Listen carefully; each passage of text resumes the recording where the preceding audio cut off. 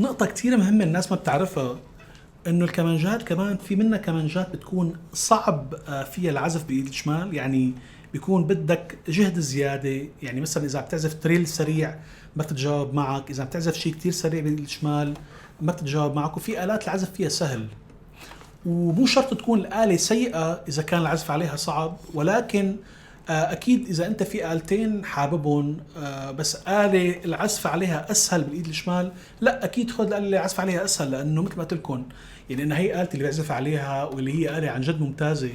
العزف فيها بالشمال صعب، ولكن أنا ما بغير لأنه فيها كل الألوان اللي بدي إياها، فهو كمان قراركم. ولكن إذا كان في عندكم اختيار، لا اختاروا حتما العزف عليها اسهل. وكمان في آلات بيكون تجاوب الكمنجة لحركة ايدك وحركة قوسك بطيء، اما في آلات بتكون يعني بيقولوا لها نشيطة، آلات اكتف بترد عليك فورا وبتتجاوب معك، بتكون آلات سريعة.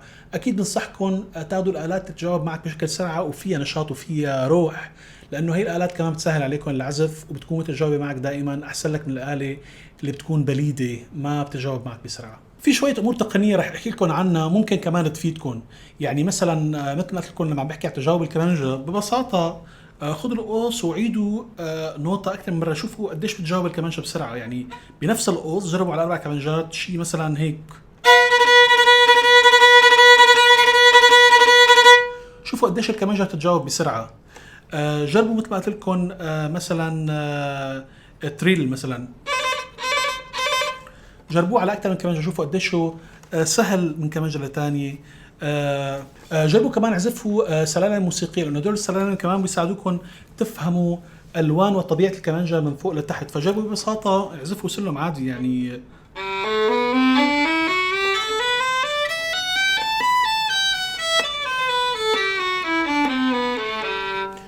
وجربوا تعزفوا كمان مع اوتار فاضي كمان مشان تفهموا اكثر طبيعه الاوتار الفاضيه. كتير كتير مهم تعملوا اللي حقلكم عليه هلا. جربوا على كل وتر تعزفوا نص نوطه نص نوطه لفوق لتشوفوا اذا في شيء بيقولوا له بالانجليزي وولف او ذئب.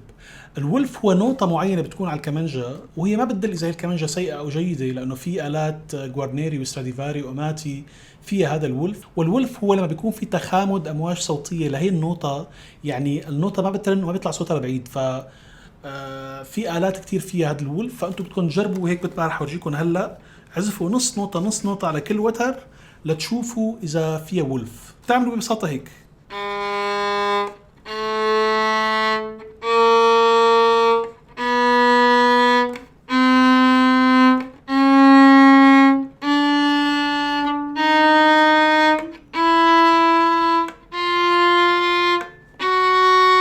وبتعيدوا هي الحركة على كل وتر.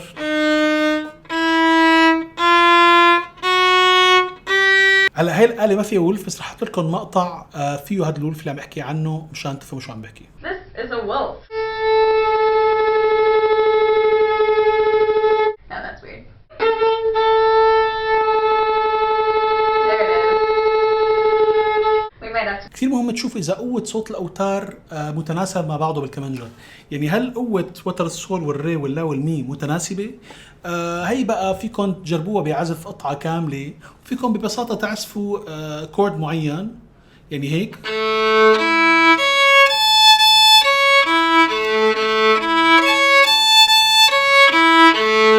يعني بتشوفوا هل هي النوتات بنفس القوة ولا لا. نقطة كتير مهمة كمان تشوفوا هل ألوان الأوتار متناسبة مع بعضها. هلا وتر المي له طبيعة خاصة لأنه معدني، وباقي الأوتار ما بتكون معدنية، ولكن كمان لازم تكون كل الأوتار ألوانها مو بعيدة عن بعض. وأنا بنصح بهي الطريقة اللي راح أورجيكم إياها، إنه تعزفوا نوتين متتاليتين على وترين مختلفين. يعني مثلا نوتة فا على وتر السول ونوتة سول على وتر الري مثلا، أو أي نوتين متتاليتين ورا بعضهم، حتى تشوفوا هل هن بعاد باللون. يعني مثلا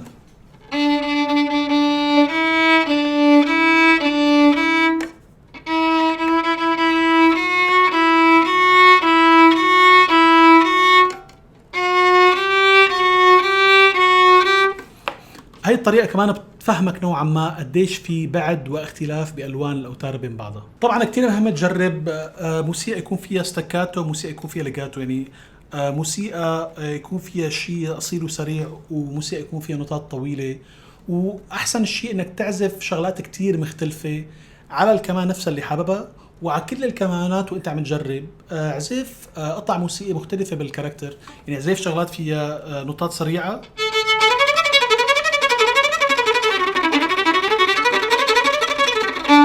واعزف نوتات تكون طويله.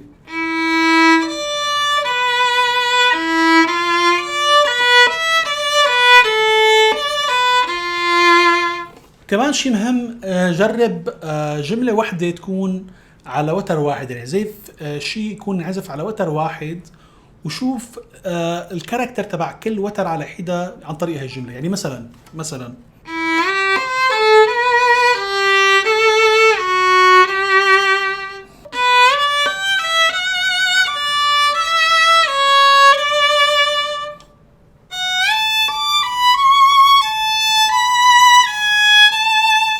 نقطة كمان مهمة، انتبه على تأثير الأوتار الموجودة على الكمانجة اللي عم تجربها. يعني مثلا عم تجرب كمانجة وحسيت صوتها شوي دافي زيادة أو صوتها غامق زيادة، وطلعت على الأوتار ولقيت الأوتار مثلا إيفا بيراتسي جولد، أو مثل هدول الأوتار مثلا أوبليغاتو، فهدول الأوتار بيعملوا غماء للصوت. فأنت انتبه إنه هي الكمانجة في معك مساحة تفتح صوتها، ولكن انك تغمق صوتها اكثر من هيك صعب. يعني مثلا اذا بتعزف على كمانجة ولقيت صوتها كثير فاتح وعليها اوتار بيراسترو جولد او اوبليغاتو، عارف انه هي الآلة ما فيك تغمق صوتها اكثر من هيك. فكمان هي نقطة مهمة، انتبه، وهي نقطة عن جد بتلعب دور كبير. انتبه على الاوتار المحطوطة على الكمانجة، لانه اذا كانت الاوتار غامقة غالبا ما فيك تغمقها اكثر من هيك عن طريق الاوتار، واذا كانت الآلة اللي عم تجربها صوتها غامق كثير وعليها اوتار بيعطوك صوت فاتح، فغالبا ما فيك تفتحها كمان اكثر بكثير عن طريق الاوتار. كمان موضوع مهم، احيانا بتكون في آلات كثير منيحة ولكن ابعاد الاصابع عليها مانا مزبوطة، يعني مانا معمولة بشكل منيح، فانت احيانا بيكون بتعزف نشاز لانه ابعاد الاصابع مانا كثير مضبوطة. هلا هي بدك تجرب كثير حتى تعرف انه عن جد هي الآلة ابعادها مناسبة لايدي او ابعادها صحيحة ولا لا.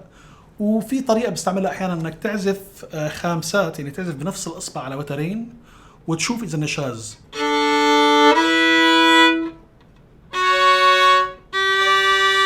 وهي الطريقة بتساعدك نوعا ما لتفهم اذا دوسات الكمانجة فيهم مشكلة. بنهاية هذا الفيديو بدي اقول لكم انه انا عزفت بحياتي على يمكن 5 أو 6 كمانجات ستراديفاري، بيناتهم عزفت على تنتين جوارنيري، عزفت على اماتي، وعزفت بحياتي على آلات منيحة جربتهم يعني. ولكن افضل اعزف على كمانجتي لانه لونها بيناسبني، والشيء اللي انا بدي طلعه بيطلع على كمانجتي تحديدا. فما لقيت حاجة اني اعزف على آلة تاني ولو كان سعرها 16 و20 و25 مليون دولار.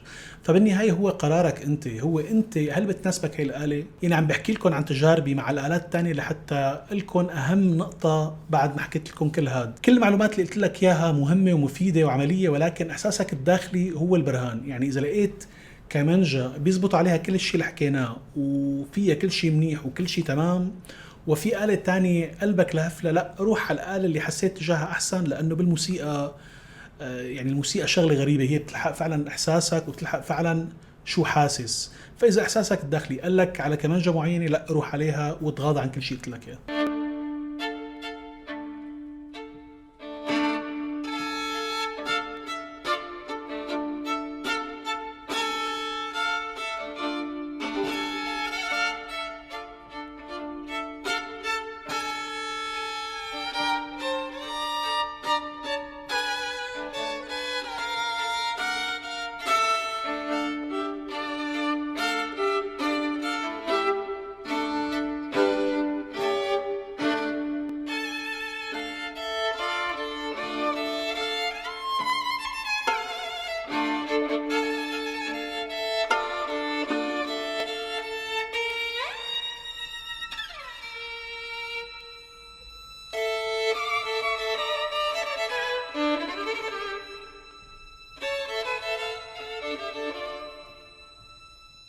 وكمان لازم احكي لكم معلومه كتير مهمه، انه كل 10 سنين بيعملوا تجارب بيقولوا لها فايولين بلايند تيستينج.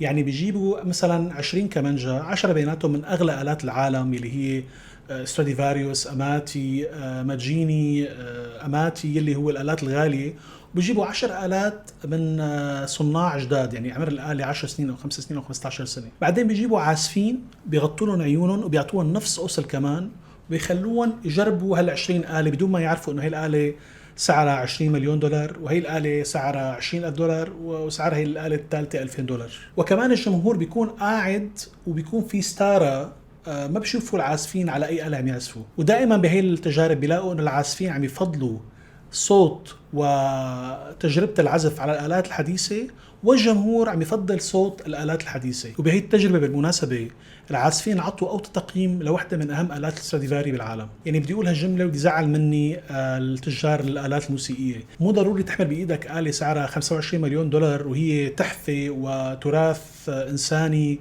وشغلة جميلة كتير، ولكن الآلات اللي سعرها بال20,000 دولار ممكن يكون صوتها أحسن وتجربة العزف عليها تكون أحلى. فهي الآلات لها قيمة تاريخية، لها قيمة فنية كقطعة أثرية، ولكن حتما مو شرط تكون هي أحسن آلة لأنك تعزف عليها. فبنرجع بنقول حقوا قلبكم وحقوا إحساسكم وما تركضوا على الآلات الغالية، لأنه مو دائما هي الآلات المنيحة. بدي أتشكركم لحضوركم، وإن شاء الله بتشتروا كمانجة تنبسطوا فيها، وبشوفكم بالمستقبل ونعزف مع بعض ونورجي الكمانجات لبعض. وبتعرفوا أنتوا عازفين الكمانجة هذا أكلنا راسنا، نشوف الآلات ونحكي ونعمل. فأنا متأكد إنه هي الحلقة حتكونوا حبيتوها. بليز لايك شير وسبسكرايب على فيسبوك انستغرام ويوتيوب. كان معكم اياس سليماني بحلقة جديدة من مايسترو. سلام.